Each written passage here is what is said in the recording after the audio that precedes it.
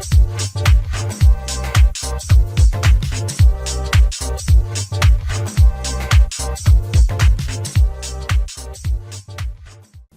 there. This video is dedicated to a topic that's not all that exciting, to a topic that many people don't think about.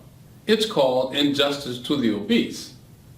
The obese can be rendered into a position of victimhood if not careful. For instance, many obese are accused of lacking willpower. They're accused of just not being good enough to do the things that they say that they want to do. They are often criticized for lack of self-control, and sometimes they're categorized and saddled with this notion of sexual dysfunction of some kind. And this puts the obese people in an unfavorable place. You see, what happens when these criticisms are leveled, what happens when an obese person hears these things, is that the strong, well, they just become indignant and say, forget you.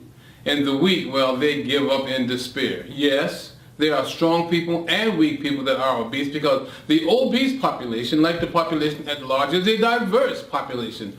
All of them do not suffer from the same malady, except they're all obese.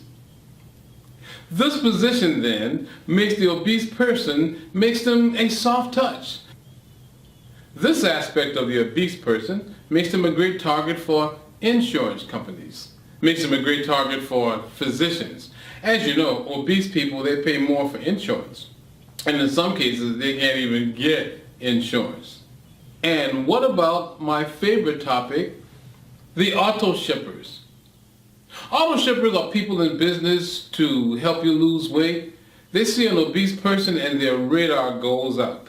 They approach the person and say to him, hey, how would you like to not be obese? It never occurs to them that the obese are really trying hard to forget the fact that they're even obese. And when you approach them with the notion that they can not be obese, well, they are in two categories. One category is the indignant, who says, I'm not interested in what you've got to say. And the other part is the ones in despair. The ones in despair are the ones that keep the auto ship companies in business.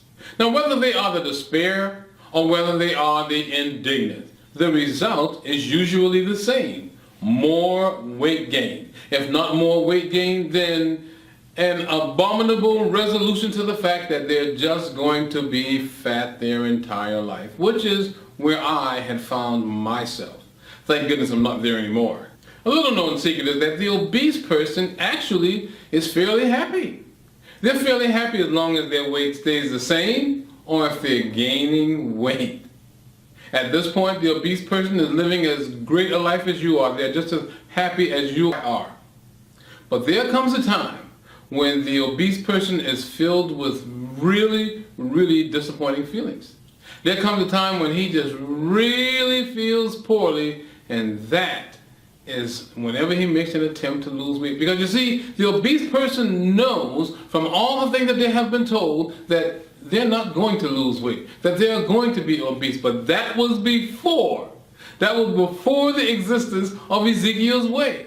You see, Ezekiel's way has found out and can prove that obesity is a disease. There's nothing psychologically wrong with the obese person. The obese person is no different from you or I in that regard. The obese person simply has a defect in the functioning of their diencephalon.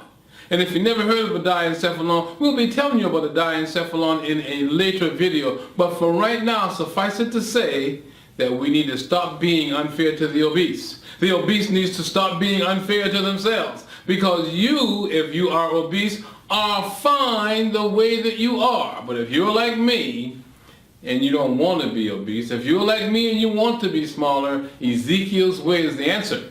Ezekiel's way will tell you how you can get your body to respond exactly as you want it to respond.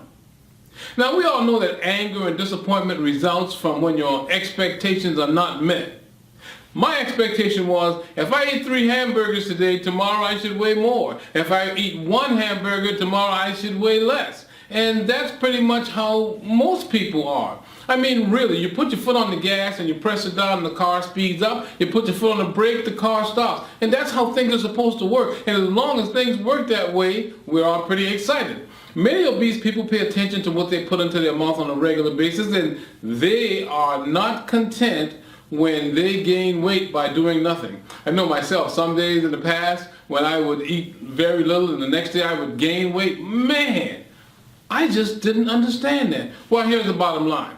Ezekiel's way normalizes the whole process for you. Ezekiel's way, through a series of drops and particular foods that you eat, will normalize your metabolism so that any day that you gain weight, you know what to do about it the next day. Any day that you lose weight, you know what to do about it. Now, mind you, as an obese person, you must understand that there are going to be some changes in your life now that you know that you have obesity and that obesity is a disease, but it is manageable. And you are no longer at the whim, you're no longer at the mercy of those people who tell you that you just eat too much, because there's a lot more to it than the fact that you just eat too much.